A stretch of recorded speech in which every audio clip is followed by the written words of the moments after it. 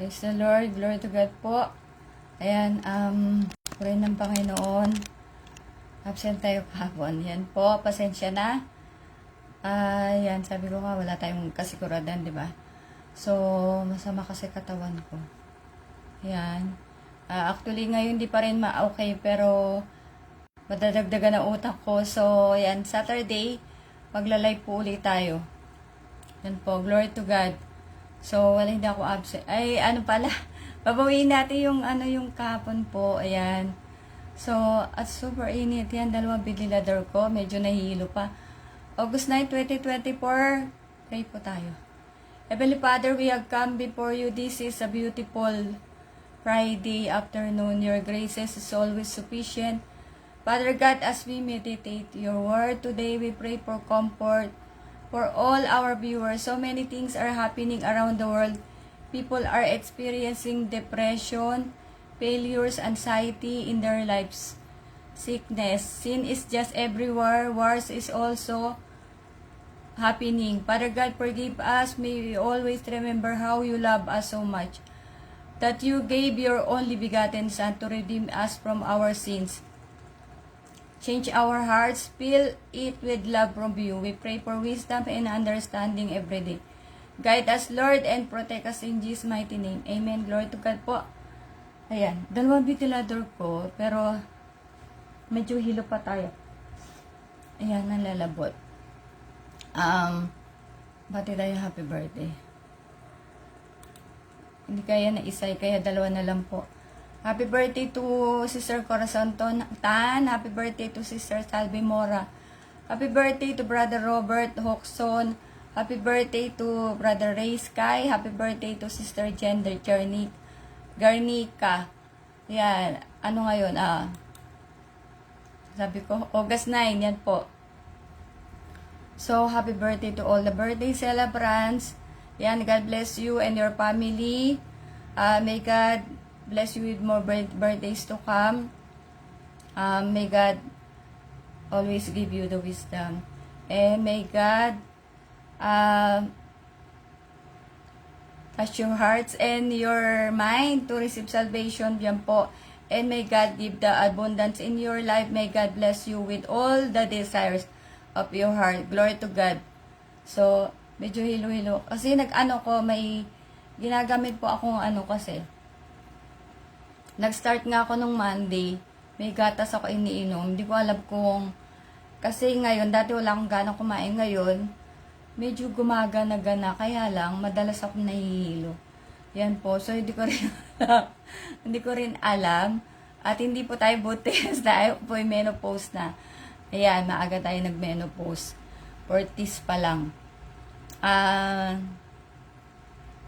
Ano ba to? Ayan, thank you again to all the people who sharing my reels, my videos po.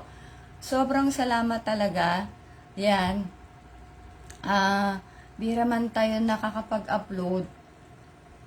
Pero sobrang thank you po talaga ako. And yung bira ako talaga sa Facebook. I'm not always in Facebook because of my condition po. But I praise the Lord that He always give chance to me to share the word of God because He knows the desire of my heart. Yan po, na kahit na tayo may sakit nga sa mga katawan, ay pinipili pa rin natin. Yan, 2 ventilador ko. So, and I want to, because last time, not yesterday, the other day, because yesterday we were not on FB Live. So, we mentioned about Calvary Temple, that God showed to me, actually the one I noticed about that Calvary Temple, because they have devotion, morning devotion, evening devotion, and they have access card. This Dr. Satish Kumar, he said God told him about the access card because he have so many members, more than 300,000, maybe now 500,000, I really don't know po. Ayan, and God told him to make an access card, so every time the members will go there in the in the temple, in the church, they will just, swipe the access card so that Dr. Satish will come to know if they didn't come on Sunday. Yan, somebody will remind them somebody will ask them why you didn't go to church on Sunday, and then it's just a reminder, and the next Sunday they will go to church. Okay po. And what I noticed is they do not have baptism. Yung water baptism nga po, they do not have, although he said that pure word of God talaga ang susi.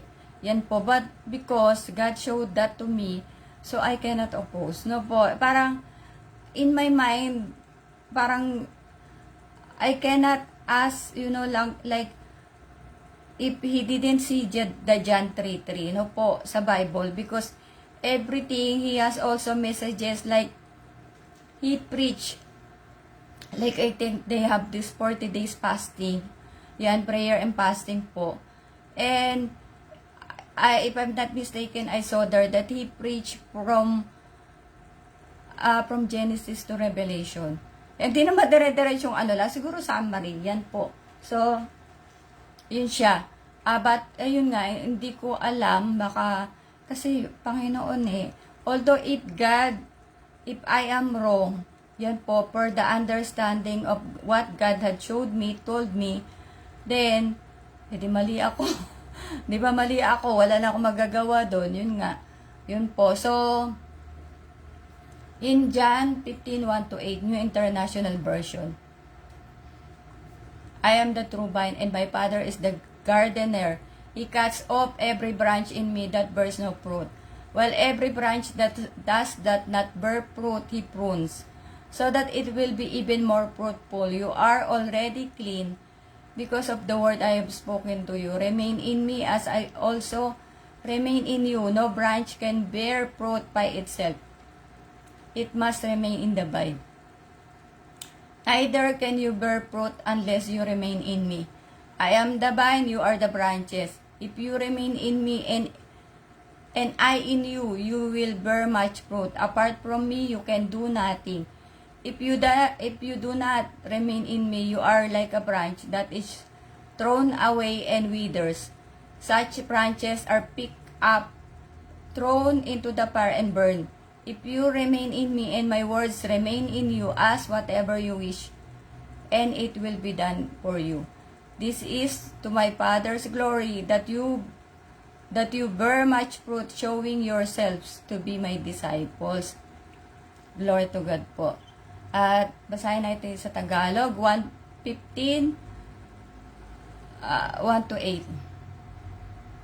Ako ang tunay na puno ng ubas at ang aking ama ang tagapag-alaga. Inaalis niya ang bawat sangang hindi nagbubunga. At kanya namang pinuputulan at nililinis ang bawat sangang nagbubunga upang magbunga ng pananglalong sagana. Nalinis na kayo sa pamamagitan ng salitang sinabi ko sa inyo. Manatili kayo sa akin at mananatili din ako sa inyo. Hindi magbubunga ang sangang hindi nananatili sa puno. Gayon din naman, hindi kayo magbubunga kung hindi kayo mananatili sa akin. Ako nga ang puno ng ubas at kayo ang mga sanga ang nananatili sa akin at ako sa kanya. Ang siyang nagbubunga ng sagana sapagat wala kayong magagawa kung kayo hiwalay sa akin. Ang hindi nananatili sa akin ay matutuyo at sa apoy at sinusunog. Kung nananatili kayo sa akin at nananatili sa inyo ang aking mga salita, hingin nyo ang anumang nais nyo at ibibigay iyon sa inyo. Napaparangalan ng aking ama kung kayo'y masaganang nagbubunga bilang aking mga alagad. Glory to God. Parang may para yung aking ay may sili. Yan po, mahapde. Hindi ko alam. So, it says there, diba? Masaganang nagbubunga. Masaganang nagbubunga here.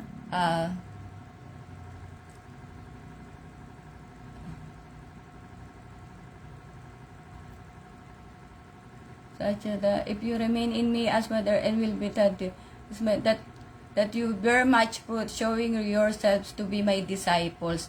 I will just cut it short na po. Okay, masagana nagbubunga. Of course, yung nga we should be with Christ. Yan, I am the vine, you are the branches, and the gardener is our Father in God, Father God po. Yan, ang ating Diyos Ama. Okay po, so siya yung gardener, tagalinis. Okay. So, and yung masaganang magbubunga, meaning, this fruit of the Spirit, love, joy, peace, patience, kindness, goodness, faithfulness, yan, self-control, and you bear, like I am sharing the Word of God right now. So, if you will going to, of course, accept Jesus Christ, po, as our Lord and Savior, you receive baptism, you become holy, Christ-like, diba? You always hear the Word of God. Yan, I told you even that what I experienced, the Holy Spirit, meaning you become fruitful as sabi ko nga, na-inlove ako sa Panginoon, na if I have the same, like, fruits, disciples, yan po, we will be, we become holy, we become, patient, we have peace, we have the joy in serving the Lord, yan po, faithfulness, diba, yung mga bunga irene, parang fruits of the Holy Spirit. Yan, that we change ourselves, of course, by, number one, because we accept Jesus Christ, and by hearing the Word of God. Yan. So, we should be, of course, like Christ, na po. Yan. And He said that, whatever you ask in prayer, whatever you ask, English tayo, whatever you wish, it will be done for you. This is to my Father's glory. So, kung ano mahingi natin talaga, ibibigay sa atin. Sa totoo lang po, mabti talaga, para may sili. Yan. So, ako talaga, even the brethren in the church, you're not asking to God, but God is giving you so much that, that you expect, or you're not expecting anything, but God is there, to give you those things na you don't ask really. Ako, totoo talaga. Wala akong, parang hindi ko naman ito hinihingi. Ang hinihingi ko lang, salvation. Yan, sa pamilya ko, and kalakasan, yan po. Pero may mga bagay na, if you really talaga obey the Lord, be faithful, so many things that God will give you that you really don't ask. Parang, hindi mo na, Lord, hindi ko ito hiningi eh. kaya nga I told you, even I am paralyzed. Yes, of course, I'm praying for my health, for my good health. But I don't focus on that. I focus on what I'm doing to share the Word of God, to be faithful to God. Because even I don't ask, I know that God will give it to me. Yan po, hindi ko na kailangang meron akong isang kapatid na sobra siyang kumbaga parang nalulungkot, pagod na. Kasi nga, syempre nakakapagod, nagawa ka na kalooban ng Diyos, pero ikaw ay naghihirap na, pagod na, gumagapang ka na, talagang ay hirap. Yan, pero ang kasi nga doon, yung yung anong verse nga to? Yung delight yourself from the Lord. Delight yourself in the Lord and He will give you the desires of your. Basta ka lang, magala ka lang sa paglilingkod, yung hindi sa pilitan. Talagang kung ano yung desire ng puso mo, kahit hindi mo na nga desire, ibibigay talaga. Yun ang sinabi ko sa kanya, na ka lang, basta magala ka lang sa Panginoon. Yun lang yung gawin mo, nakakapagod, pero wag ka maglingkod na nakakapagod. Maglingkod ka ng ginagawa mo talaga na may buong pag-ibig. Yun kasi yung susi talaga. Tas, pray ka lang, iyak ka sa Panginoon. Ano gusto mo sabihin? Iyak mo sa Panginoon. At ang Diyos makikinig. Prayer is prayer is powerful talaga. And for so many people that they don't really give much importance in praying, but actually, God is always listening to our prayers. Yan. But some people, because they have weak faith, that's why when they pray, like me before, when I pray, when I kneel down, I thought that my prayer is useless. Unlike now that, of course, I pray. Yan po. But God knows that I cannot kneel down. And when I'm praying, because yung nga ang hirap magsalita. Gawa ng hinapo ako, yung bibig ko, ganyan. But God knows what's inside my heart. That's why, even we don't ask to God, He will give it to us as long as we are, ano ba tawag, karapat-dapat. Yan. Para tanggapin yung mga yun. Actually, hindi naman kakarapat-dapat binibigay. Yun po, na basta makita ng Diyos na at least may ginagawa ka. Pinapakita mo talaga na ikaw ay tunay. Ikaw ay genuine. Yan, hindi ka nagpapanggap. Hindi ka peke. Hindi ka peke. Yun po. So, because that's what I did.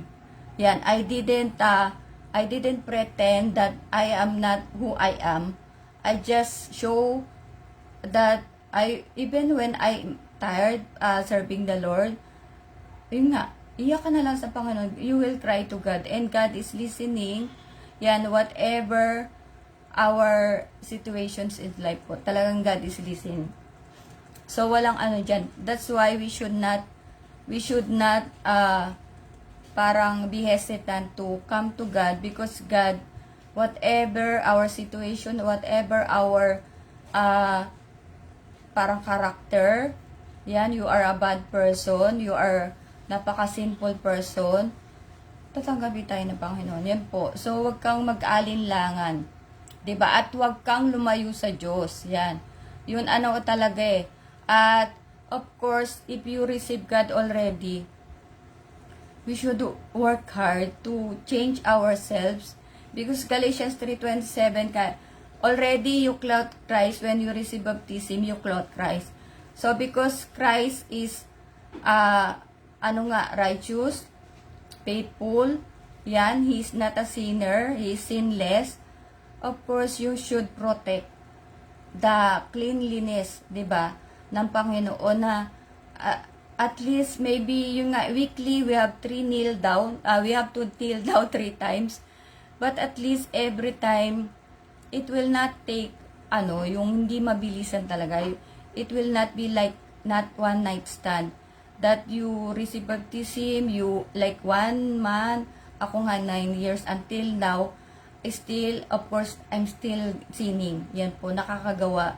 But na lang, yung parang na lang siya, yung na lang, basta hindi na ganun kagaya ng dati. Yan, we already learned from so many things. Yung I told you that I stumbled so many times, but at least, di ba, for the people who are watching right now, we stumble, we come to God, at least we change. Not every time that you will stumble, and then you come to God, God will forgive you, and then you will go back to the same who you are. Diba, manginginom ka, pinatawag ka ng Panginoon, kasi Lord, nakakapagod, nagagastusan na ako, tapos nalalasing pa ako. Pag nalasing ako, para akong demonyo, babalik ka na naman sa Panginoon, pinatawad ka. Yeah, at least, you control yourselves. Diba? Because people will come to you talaga, they are from Satan, that they will they will lure you, L-U-R-E, parang aakitin ka, na, tara na, inom tayo, ganyan, diba? O tara na, pero at least nga, when you come to God, and you ask forgiveness, you want God to change you, at least you do something, diba? To, parang to layuan si Satan, diba po? So, ganun ang pero mas maganda tagapin na, mapi talaga, maganda tagapitan po natin ng Panginoon. Po, I want to, storya na naman, may son Jeron. Alam mo po yung aking anak, may son Jeron, ang isang karakter niya, sigurista. Sigurista, bakit ko nasabi? I told you about before in my FB live that he knew about rapture, that he saw that one in TikTok, but actually, I don't know which one came first. If the, yung watch party from the home pray, parang was happened here in the house, yan po, and then TikTok came after, that's what he saw. Pero yung he saw the rapture in TikTok. He asked me a lot of things, and then when I told him, because that time that was yung 50th anniversary ng church. That was the time when I told him, okay, I told already pastor that you will receive salvation, you will be baptized today, because he told me that, Mommy, I want to get baptized. I don't want to be left in the rapture. Kaya po sabi ko na siya'y sigurista. Yan. Na parang, ay, basta mapapara. Because he told me, I don't want to be left in the rapture, Mommy. Okay, because he told me about the rapture, what are those things. And then, when I told him that pastor will come, you decide, because you can, at that time it's raining, not that much, but there is flood already. I think, maliit na baha. Yan po. So, sobrang init, nalalambot ako. Somewhat that he is hesitant. I noticed to him that he is hesitant, but I told him, okay, maybe Pastor Waldy is already on the way, you decide. I don't want you that when he comes, you will tell him you don't want anymore. And then he told me, I explained to him, if you don't want to receive baptism today, it's okay. But Mommy, no. Because I told him the scenario, that at least you are, because that time I remember, September, that time I'm going to Laguna.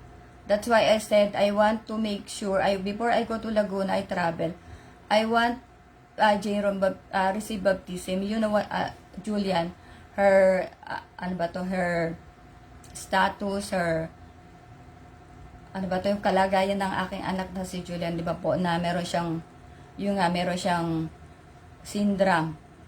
Ayun nga. Kaya hindi siya, talaga sa, she will not understand those things. Okay po. So, when Jaron, he told me, okay, Mommy, I'm sure.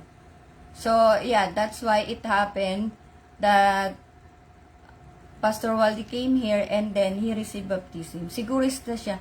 Ganyan ang anak ko, same like me. I told you, I don't want to take chance.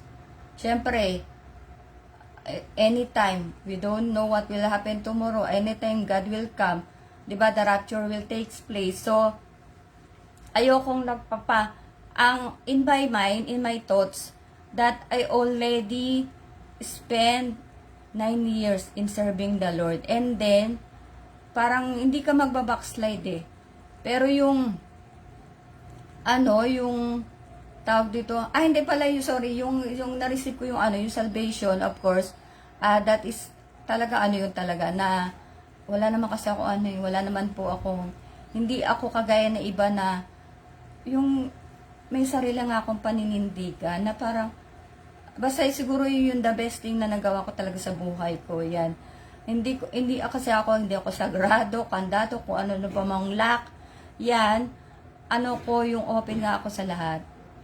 And when I received the gospel of Jesus Christ, when Brother Nelson Dagapan and Brother, there's another guy, basta yun na yun, okay po. They were two.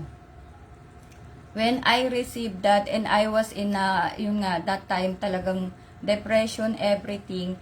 And then the first time I attend to church, I really felt something when I attend first time in the church in Dubai, that something, parang ikakaiba.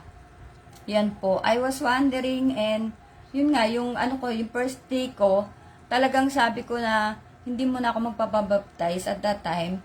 Sabi ko, next time, pwede ba next time? And then, when I saw that Passion of Christ, yan, I am the one, so as Brother Nelson Tagapan, Brad, I want to be baptized. Yun. I didn't ask anything.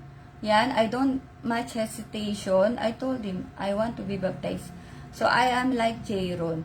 And at that time, hindi ko sabihin sigurista, pero I am new from myself.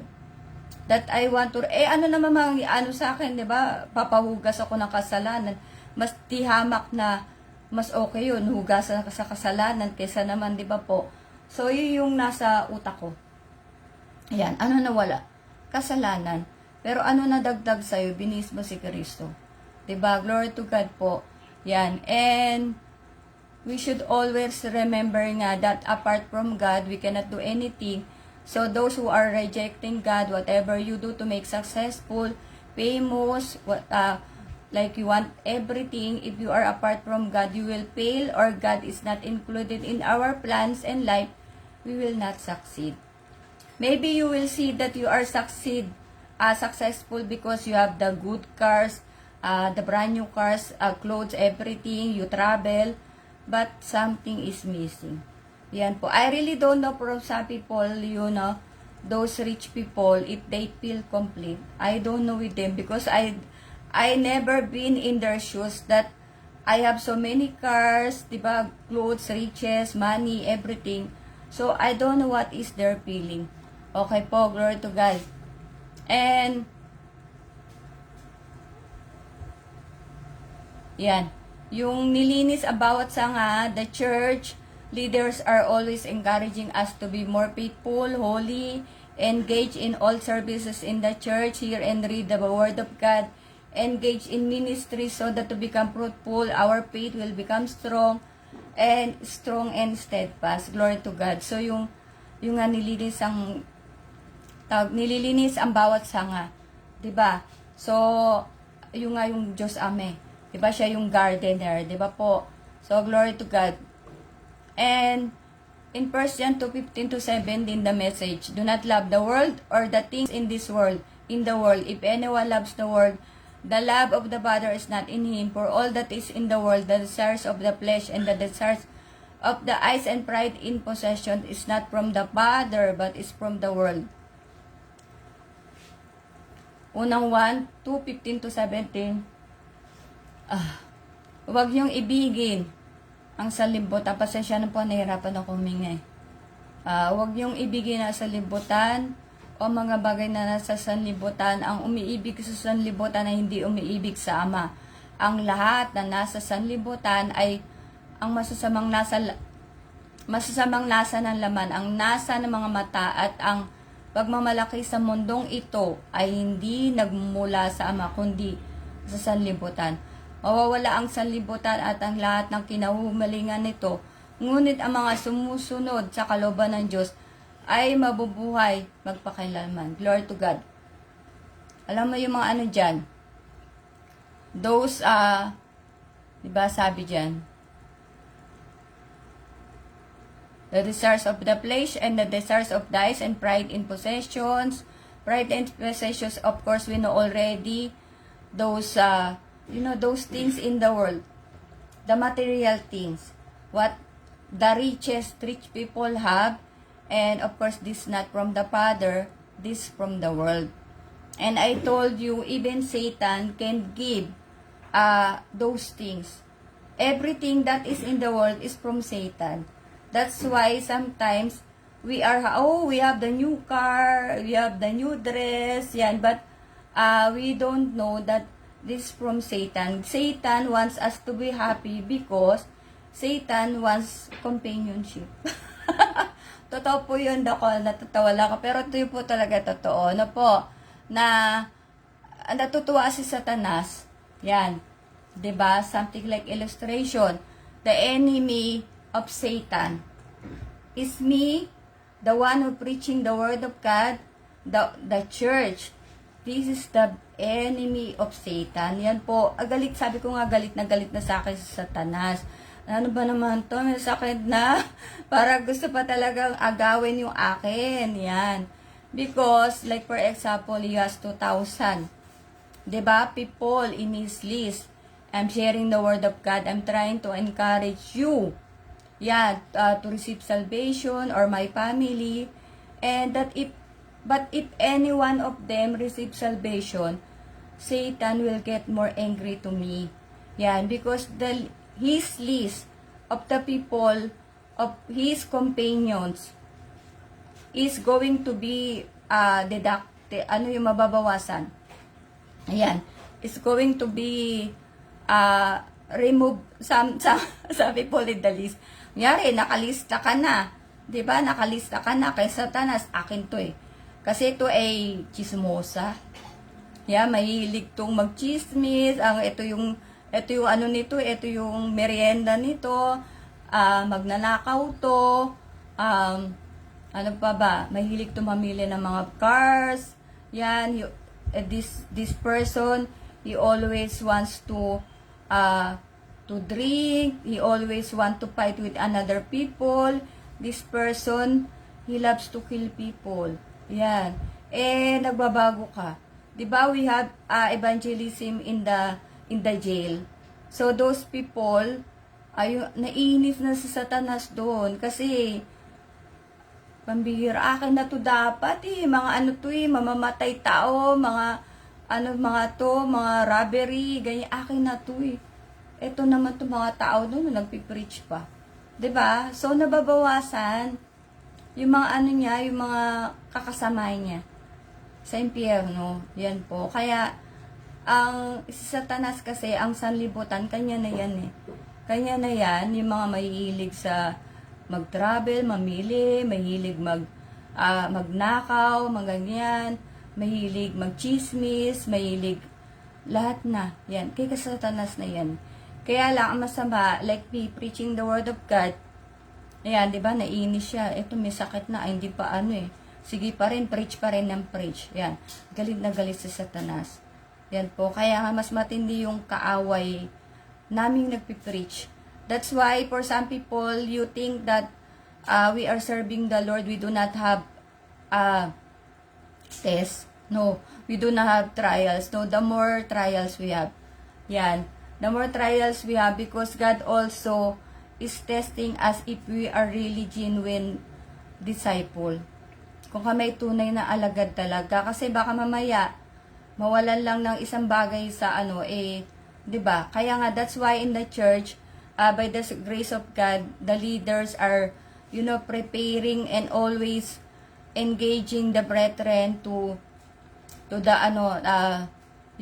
for so many services, like every day for 3 days now, last night, spiritual empowerment, so that our faith will become strong and steadfast, so that, the trials, temptation, we can overcome those things. Okay, glory to God. So, because Satan, he will do everything to conquer the world. Glory to God. The world meaning the people also. So, in 1 John 2:3-6, and we can be sure that we know if we obey His commandments. If someone claims, I know God, but doesn't obey God's commandments, that person is a liar, and is not living in the truth. But those who obey God's word truly show how completely they love Him. That is how we know we are living in Him. Those who say they live in God should live their lives as Jesus did. Tagalog po. Nakatitiyak tayong nakilala natin ang Diyos kung sinusunod natin ang kanyang mga utos. Ang pag nagsasabing nakikilala ko siya, ngunit hindi naman sumusunod sa kanyang mga utos, ay sinungaling at wala sa kanyang katotohanan. Ngunit ang tumutupad, mainit talaga. Ngunit ang tumutupad sa salita ng Diyos ay umiibig ng wagas sa Diyos. Sa ganito, nalalaman natin na tayo'y talagang nasa Kanya. Sino mang nagsasabing nananatili siya sa Diyos ay dapat mamuhay tulad ng pamumuhay ni Jesucristo. Glory to God. So, paano ba namumuhay si Kristo? How Jesus Christ lives? Diba? He lives, Jesus Christ is holy, righteous, humble, true, submissive to the Father. Yan po, diba? Ayan.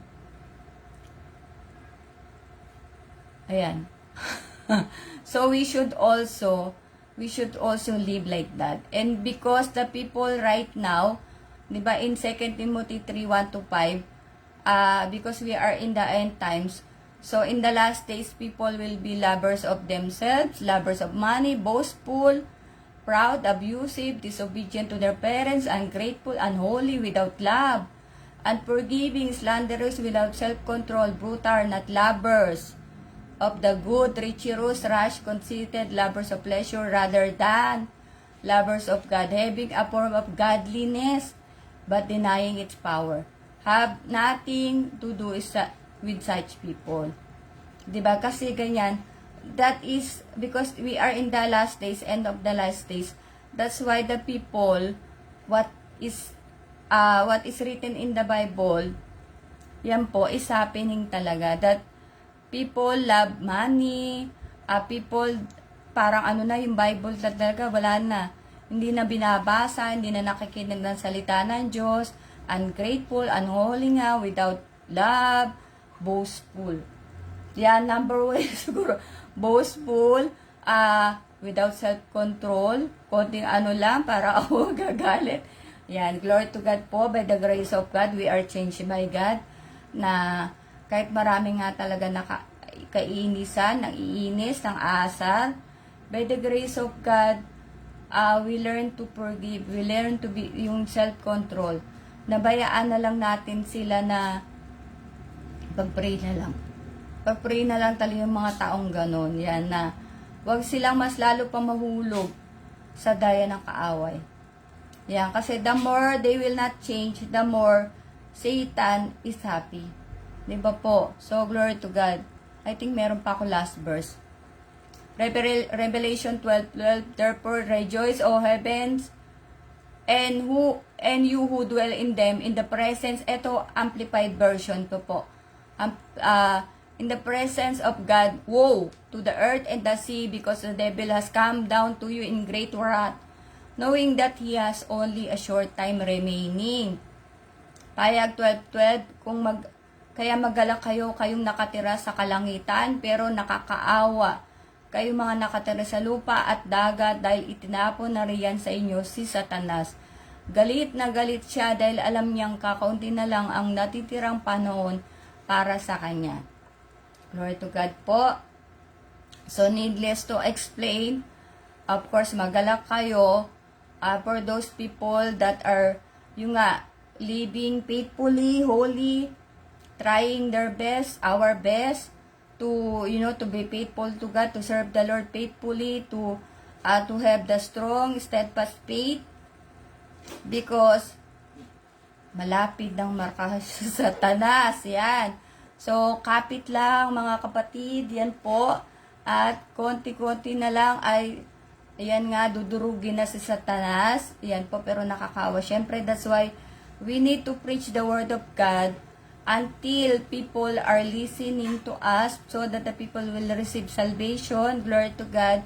Because we don't, 1 Timothy 2:4, God loves us all and He wants everybody to hear the word of God, the word of truth, and to let the people, all of the people, to receive salvation, to be saved. That's what we are doing in the church by the grace of God. That's why for some of you that, maybe you are, parang you reject God or you're still confused, do not be confused. No po.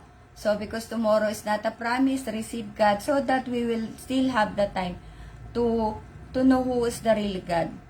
Yan, I told you before, di ba, last time, that I saw one, I noticed, someone caught my attention because he's sharing the word of God. Actually, last night, I saw him again, sharing this, that lady, there's no lady pastor, there's no woman pastor. Yan po. So, I pity those people who follow him because, yun nga pag ikaw, nagsishare ka ng word of God, tas hindi ka tinawag na Panginoon, ikaw napupunta sa impyerno, nagdala ka pa ng isasama mo, 'di ba? Yan, kasi marami ka followers eh. Yan po, glory to God. That's why we need to ask wisdom from God to discern what is the truth and what is the falsehood? The spirit of the evil, yan, and the spirit of truth. Kaya kailangan natin na, of course, we can listen to everyone, but we need to be vigilant, we need to discern. Diba? That's why in the church, yan, by the grace of God, we have the fruits of the Holy Spirit, the gifts, yan, gifts in the church. That's so that the brethren, us, yan, so that we can discern those people who are sharing yung mga false preachers. Yan po, na ako nga sabi ko, naisip ko lang, sabi ko, eto tong tao na to, pag siguro iyan na po to sa youth, yan, mga sa youth department, kahit siguro sa cadets yan, baka pwede makipagdebate sa kanya. Sa mga sinasabi niya na, ewan ko kung anong nararamdaman niya sa sinasabi. We're not debating to anyone, but by the grace of God, because we know the truth, yan, and the Holy Spirit is guiding us, helping us. That's why if we hear those things, na yung bahay bata pa nga lang, yung talaga maiisip-isip ko talaga, bahay bata, yun daw yung baptism in the water. Yan. So, 'di ba? Parang literal na physical birth. Yan po. And nababasa ko anong sinasabi niyo, parang siya mismo, parang siya napapakunot noo. Yan, glory to God. And but we hope and pray that that person also will receive the salvation. Yan, na he will come to know the truth. Yan po. Dahil bilang for us that we are called by God, we are preaching the Word of God, sharing the Word of God. God wants us to be holy nga. God wants us to have self-control, hindi tayo makikipag-away, and we should pity them. Diba yung yung sa Judas 1:23, na we should agawin sa apoy. Agawin natin sila sa apoy kasi nga papuntang impyerno.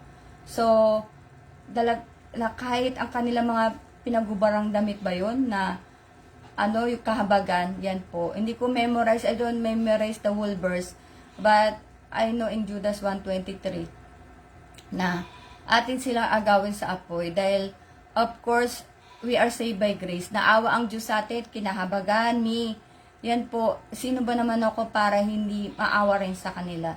'Di ba? Na tayo po lahat, sabi ko nga, we will not talk about religion, we will not talk about denomination. We are all sinners, and God wants us all to be saved.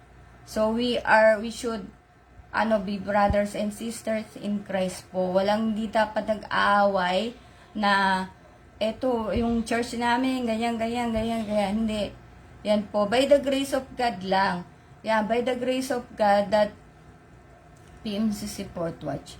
Yan, I told you that dahil kinahabagan, and the people, the brethren, yan, in the church, because the leaders, we are united in spirit, by the grace of God, that kung ano yung sinasabi ng leader, sinusunod naman ng mga member.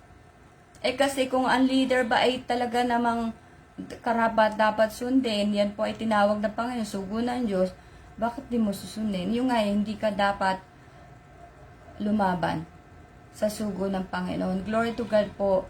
Yan, ako ay tinawag lang din, pero nung nga sabi ko nga, hindi ako para sabi mo meron kang Holy Spirit, but I am not in the position to not follow them. Ayan.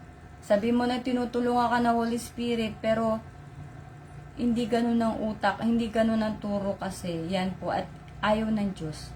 Ayaw ng Diyos, so kaya susunod ka pa rin sa kanila, sila yung mas na una. 'Di ba? Mas lalo kang parurusan pag sabi ko nga, baka ibang espiritu yung mapunta sa akin pag inaway ko sila. 'Di ba? So, and that is the teachings in the church, that we should be united in heart. 'Di ba? Kailangan talaga in spirit, yan po, and in truth. Kasi yun nasa Biblia rin na kailangan kayo magkaisa sa isip, 'di ba? Sa salita, sa gawa. Kailangan magmahalan, 'di ba po? So glory to God, tayo po'y manalangin po rin kada kailang Diyos. Salamat po muli sa isang araw, Panginoon, na pagdadala na yung mga salita. Salamat sa iyong katotohanan. Salamat sa pagpapalakas na iyong abang lingkod, Panginoon, na at patuloy mo pa rin kaming kahabagan, Panginoon, upang makapagdala na yung mga salita.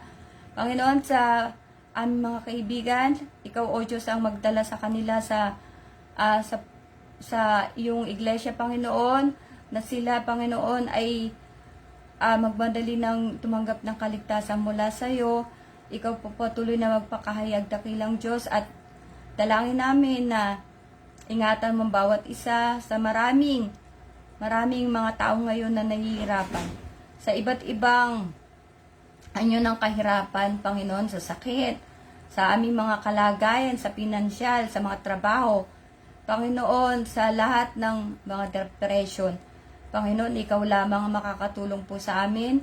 Kung ikaw, ang aming mga kaibigan, ikaw ay kanilang tatanggapin. Sigurado po kami na makakatanggap sila ng kapayapaan sa kanilang buhay at lalo tigit ang kaligtasan. Panginoon, ang sureness, Panginoon, na sila'y magkakaroon po ng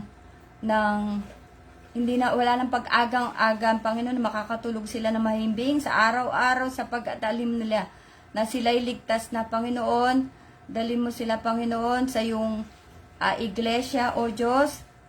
Hallelujah. Ama, patuloy ka magpakahayag pa sa kanila. Ikaw ang muwi po ng kanilang mga puso. Ikaw lang po nakakaalam anong mga alalahanin nila sa buhay, Panginoon. Hallelujah. Kung sila'y mga tupa mo, dadali mo sila sa iyong kawan, Panginoon. At kung sila, Panginoon, ay nagnanasa pa rin sa kabila ng kanilang mga kasalanang naimbak sa kanilang mga sarili, Panginoon, sa kanilang mga buhay, Panginoon, dalangin namin na ikaw po ang patuloy na mahabag po sa kanila. Dakilang Diyos, minsan pa sa araw ng bukas, bigyan mo ng kalakasan na iyong abang lingkod upang muli magbahagi na yung mga katotohanan, na yung mga salita, at hallelujah, dalangin namin sa mga may sakit. Ikaw po ang magpagaling. Ikaw po ang magpalakas.